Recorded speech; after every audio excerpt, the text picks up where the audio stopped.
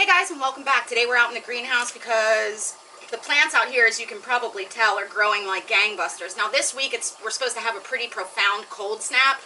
So I have set up my tubs in my yard, or at least put them in place in order for them to fill, but it's still a bit too chilly to move the plants in. And that's because underneath certain temperatures, plants just don't grow well. And since they've been in the greenhouse, I don't want to move them out and shock them.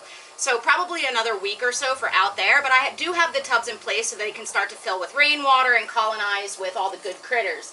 Now out here in the greenhouse, it's been getting up into the 80s each day, so everything is growing like crazy. I already have flowering plants, and I thought we'd just take a look. As you can probably hear, I also ran the power out here and hooked up my sponge filters, and I've been treating with my mosquito bits until I move out creatures. Some of you asked in the comments why I'm treating for mosquitoes, and that's because this whole side will probably be shrimp, and the fish that I work with are generally too small to eat mosquito larvae. If you're working with larger species, they'll work great. So today I'm just going to take some root tabs and fertilize my lilies. This is something that needs to be done about monthly during the growing season. So let's get started. I have this handy dandy tool from, I think it's Aqua Rebel. Yes, Aqua Rebel. That is a root tab placer. So I'll poke a hole into the buckets, put a root tab in here, and then shove it down along the side. You want to make sure it's well below the surface of the soil. And yeah, that's about it. Let's get started. I like to poke the hole first so that the tab doesn't get broken while I'm placing it. Some of my largest lilies, I'll put 2 tabs, but most of these are pretty small, so they just get 1. I do believe all of them came through the winter well.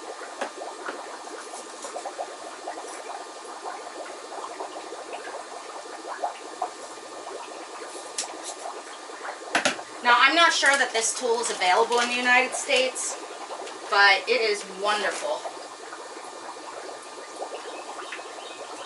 And again, all these lilies are potted in just normal, generic aquatic soil and capped with either sand or gravel to hold the soil in. All of my marginals are potted in that same generic soil. I've shown you guys this year after year. I take newspaper and line the pots, and then add the soil, plant the plants, and cap again with gravel, sand, whatever I have laying around. Now some of these lilies probably should have been split, but with our current coronation, I'm not going out to get supplies, so we'll see how they do.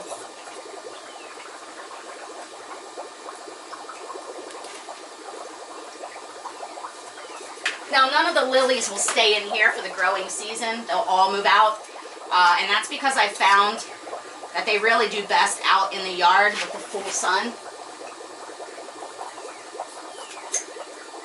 Now, I could take this opportunity to fertilize the marginals too, but since they're already producing blooms, I don't think it's necessary.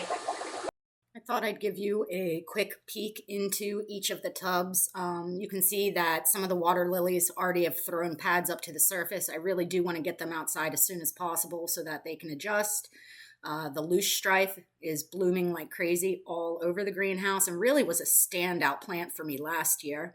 I have a lot of water celery, lizard's tail, rushes, water lettuce, Louisiana iris, a bunch of different taros that did really well, water mint, really just a whole cool range. There's a bunch of Ludwigias. Several things are really trying to bloom, and there's a lot of pattern and color and texture in these plants, so I'm really stoked that they overwintered so well, and I don't have to worry about replacing them. I also have 80 metric tons of Azolla to use as floaters should I not be able to get my typical water lettuce or water celery this year.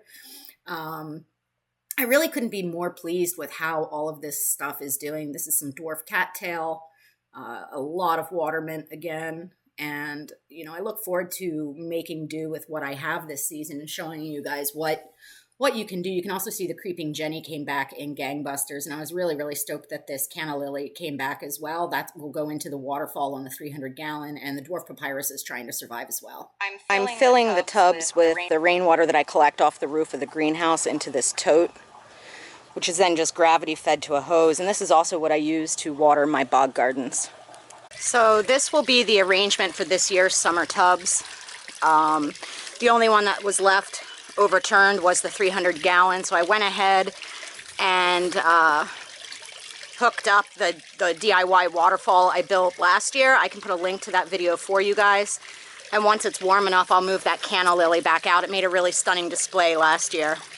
So this is all powered by that pump for the waterfall box, and then I use a diaphragm pump to a splitter, and then I'll run air line to the other tubs.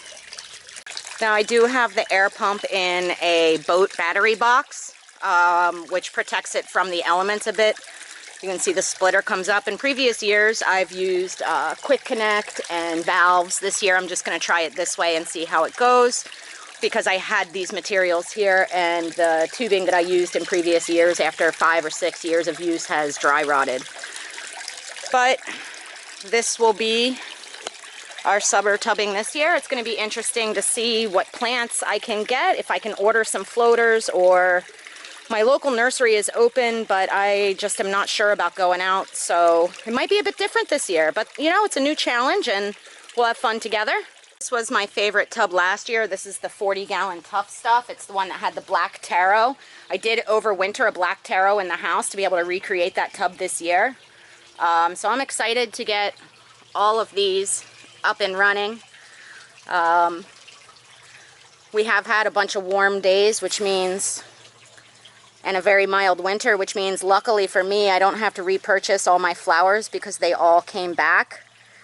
And the bog gardens are in full attempt at flower. Here in a couple weeks they're going to be gorgeous.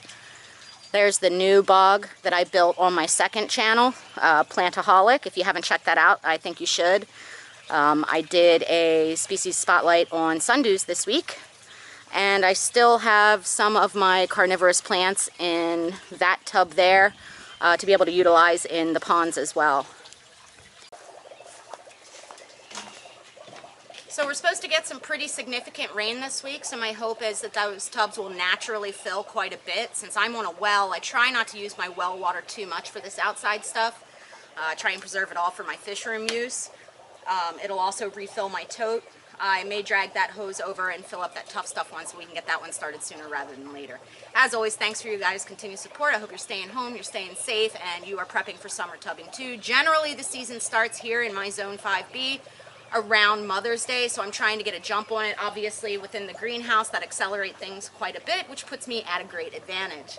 All in all, I'm pretty stoked to get started, and I hope you guys will join me with this adventure.